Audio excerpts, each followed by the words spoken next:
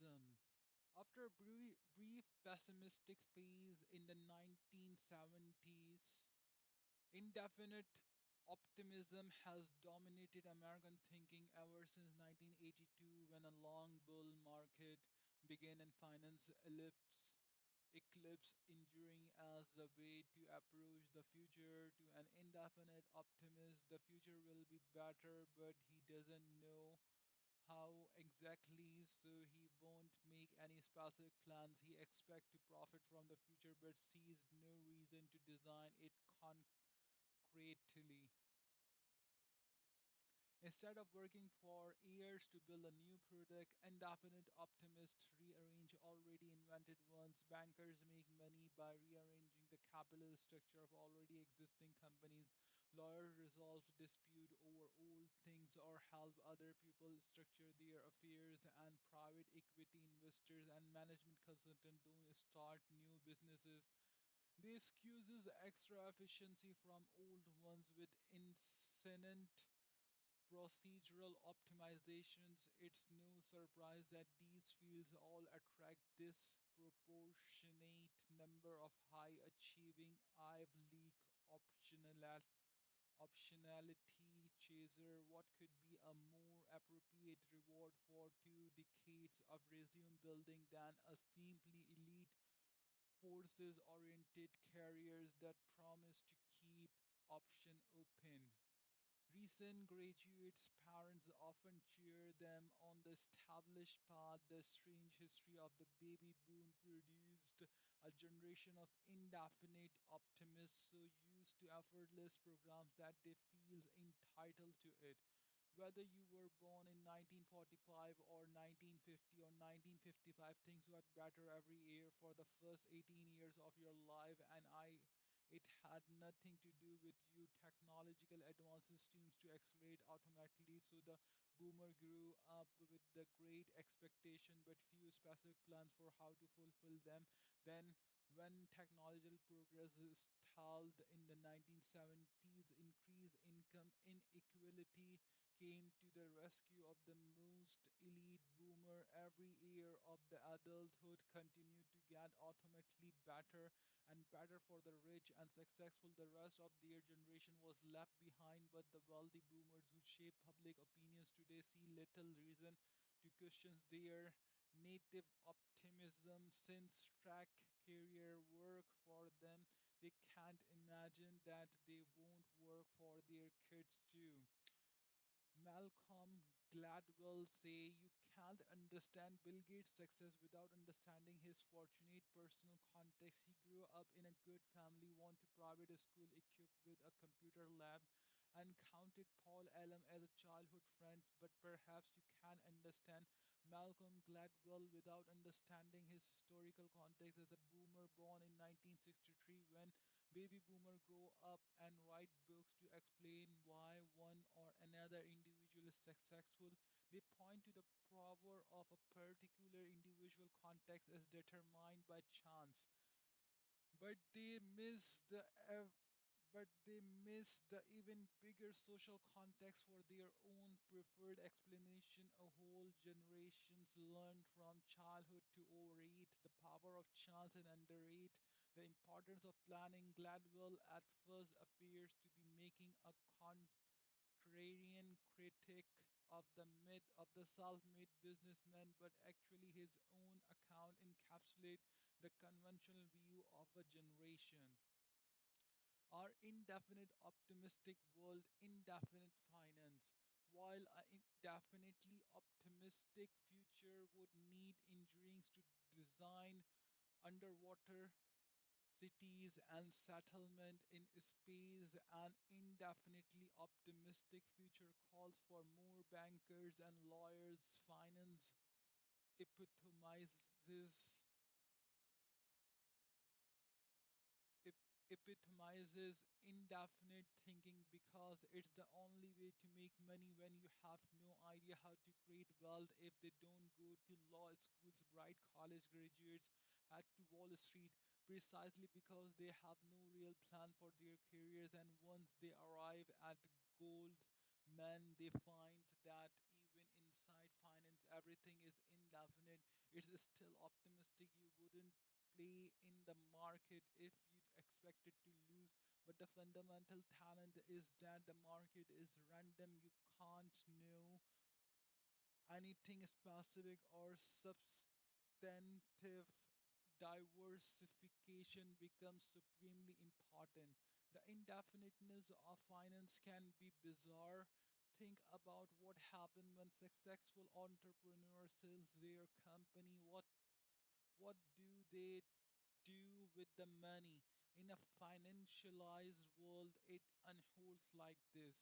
The founders don't know what to do with it, so they give it to a large bank. The bankers don't know what to do with it, so they diversify by spreading it across a portfolio of institutional investors. Institutional investors don't know what to do with their managed capital, so they diversify by amazing a portfolio of stocks. Companies try to increase their share price by generating free cash flows. If they do, they issue dividends or buy books share, and the cycle repeats. At no point does anyone in the chain know what to do with money in the real economy. But in the indefinite world, people actually prefer unlimited optionality. Money is more valuable than anything you could possibly do with it. Only in a definite future is money a means to an end, not to the end itself. Indefinite politics. Politicians have always been officially accountable to the public at election time, but today they are attuned to what the public thinks at every moment. Modern polling enables politicians to tailor their image to match pre-existing public opinion exactly. So for the most part, they do. Nate Silver's election predictions are remarkable accurate, but even more remarkable is how big a story they become every 4 years. We are more fascinated today by statistical predictions of what the country will be thinking in a few weeks' time than by visionary predictions of what the country will look like 10 or 20 years from now. And it's not just the electoral process, the very characters of government has become indefinite too. The government used to be able to coordinate complex solutions to problems like atomic weaponry and lunar exploration, but today, after 40 years of indefinite creep, the government mainly just provides insurance. Our solution to big problems are Medicare, Social Security, and dizzying area of other transfer payment programs. It's not surprise that entitlement spreading has eclipsed dis- discretionary spending every year since 1975. To increase discretionary spending, we need definite plans to solve a specific problem. But according to the indefinite logic of entitlement spending, we can make things better just by sending out more checks. Indefinite philosophy. We can see the shift to an indefinite attitude not just in politics but in the politics philosophers whose ideas underpin both left and right. The philosophy of the ancient world was pessimistic. Plato, Aristotle, Epicurus, and Lucretius all accepted strict limits on human potential. The only question was how best to cope with our tragic fate. Modern philosophers have been mostly optimistic, from Herbert Spencer on the right and Hegel in the center of Marx on the left. The 19th century shared a belief in progress. Remember Marx and Engel's economium to the technological trumps of capitalism. From this page, these thinkers expected materials advances to fundamentally change human life for the better. They were definite optimistic. In the late 20th century, indefinite philosophies came to the fore. The two dominant political thinkers, John Rawls and Robert Nozick, are usually seen as a star opposite on the egalitarian left. Rawls was concerned with questions of fairness and disturbance on the libertarian right. Nozick focused on maximizing individual freedom. They both believed that people could get along with each other peacefully. So unlike the ancients, they were optimistic. Unlike Spencer's on Marx, Rawls and Nozick were indefinite optimistic. They didn't have any specific vision of the future. Definite, indefinite, optimistic, Hegel, Marx, Nozick rule, pessimistic, Plato, Aristotle, Epicurus, Lucretius. Their indefiniteness took different forms. Rawls began a theory of justice with the famous veil of ignorance. Fair political reason is supposed to be impossible for anyone with the knowledge of the world as it concretely exists. Instead of trying to change our actual world of unique people and real technologies, Rawls fantasize about an inherently stable society with lots of fairness but little dynamism. Nozick opposed role pattern concept of justice. To Nozick, any voluntary exchange must be allowed and no social pattern could be noble enough to justify maintenance by coercion. He didn't have any more concrete ideas about the good society than Rawls. Both of them focus on process. Today, we exaggerate the difference between left liberals, egalitarianism, and libertarian individualism because almost everyone shares their common indefinite attitude. In philosophy, politics, and business too, arguing over process has become a way to endlessly differ, making concrete plans for a better future. Indefinite lies. Our ancestors sought to understand and extend the human lifespan. In the 16th century, conquistador searched the jungles of Florida for a fountain of youth. Francis Bacon wrote that the prolongation of life should be considered its own branch of medicine, and the novelist in the 1660 Robert Bowles placed life extension along with the recovery of youth atop his famous wish list for the future of science, whether through geographic exploration or laboratory search. The best mind of the Renaissance thought of that as something to defeat. Some resistors were killed in action. Bacon caught phenomena and died in 1626 while experimenting to see if he could extend a chicken life by freezing it in the snow. We haven't yet uncovered the secret of life, but ensures and statistician in the 19th century successfully revealed a secret about that still governs our thinking today. They discover how to reduce it to a mathematical probability. Life tables tell us our chances of dying in any given year. Sometimes previous generations didn't know. However, in exchange for better insurance contract, we seems to have given up the search for secret about longevity. Systematic knowledge of the current range of human lifespans has made that range seems natural.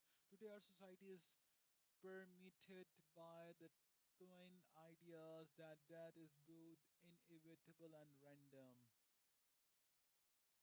Meanwhile, probabilistic attitude have come to shape the agenda of biology itself. In 1928, Scottish scientist Alexander Fleming found that a mysterious antibacterial fungus had grown on a petri dish he forgotten to cover. In his laboratory. He discovered penicillin by an accident. Scientists have sought to harness the power of chance ever since. Modern drugs discovery aims to amplify Fleming's serendipitous circumstance a millionfold. Pharmaceutical companies search through a combination of molecular components at random, hoping to find a hit. But it's not working as well as it used to, despite dramatic advances over the past 2 centuries. In recent decades, biotechnologically hasn't met the expectation of investors or patients. Rooms law that Murray law backward observed that the number of new drugs approved per $1 billion spent on research and development has halved every 9 years since 1950. Since information technology accelerated faster than ever during those same years, the big question for biotech today is whether it will ever see similar progress. Compare biotech startup to their counterparts in computer software. Biotech started software startup. Subject uncontrollable organism perfectly determinate code. Environment poorly understand natural well understand artificial approach indefinite random definite engineering regulation heavily regulated basically unregulated cost expensive 1 billion per drug cheap a little seed money team high salaried unaligned lab drones committed entrepreneurial hackers. Biotech startups are an extreme example of indefinite thinking. Researchers experiment with things that just might work instead of refining definite theories about how the body system operates. Biologists say they need to work this way because the underlying biology is hard. According to them, IT startups work because we created computers ourselves and design them to reliable obey our commands. Biotech is difficult because we didn't design our bodies. And the more we learned about them, the more complex they turn out to be. But today it's possible to wonder whether the genuine difficulty of biology has become an excuse for biotech startups' indefinite approach to business in general. Most of the people involved expect some things to work eventually, but few want to commit to a specific company with the level of intensity necessary for success. It starts with the professor who often become part-time consultant instead of full-time employee even for the biotech startup that begin from their own research that everyone else imitates the professor's indefinite attitudes. It's easy for libertarian to claim that heavy regulation holds biotech back and it does. But indefinite optimism may pose an even greater challenge for the future of biotech. Is indefinite optimism even possible? What kind of future will our indefinitely optimistic decision bring about? If American households were saving, at least they could expect to have money to several spend later. And if American companies were investing, they could expect to reap the reward for of new wealth in the future. But US households are saving almost nothing and US companies are letting cash pile up on their balance sheets without investing in new projects because they don't have any concrete plans for the future.